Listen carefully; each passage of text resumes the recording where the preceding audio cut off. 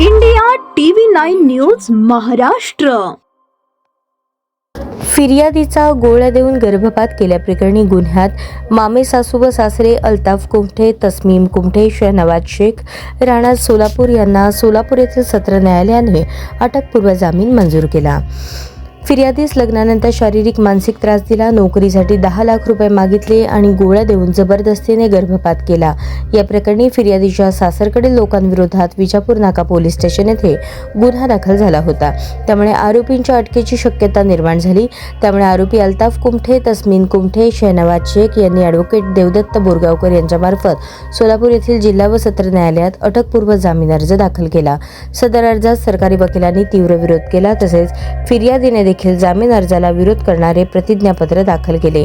त्यावर आरोपीच्या वकिलांनी युक्तिवाद करताना मुद्दा मांडला की फिर्यादीच्या गर्भपाताशी आरोपी हे मामे सासू सासरे आहेत, त्यांचा कोणताही संबंध नाही. आरोपी हे त्या ठिकाणी राहण्यास सुद्धा नाहीत, त्यामुळे कधी त्रास देण्याचा प्रश्नच नाही.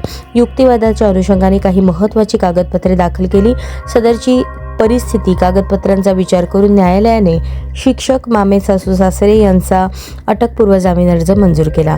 या प्रकरणात आरोपीतर्फे advocate Devdatta Borgaonkar, advocate Nikita Kulkarni, advocate Shivani Karwa तर सरकारतर्फे ॲडव्होकेट दत्ता पवार व मूळ फिर्यादीतर्फे ॲडव्होकेट इनामदार यांनी काम पाहिले.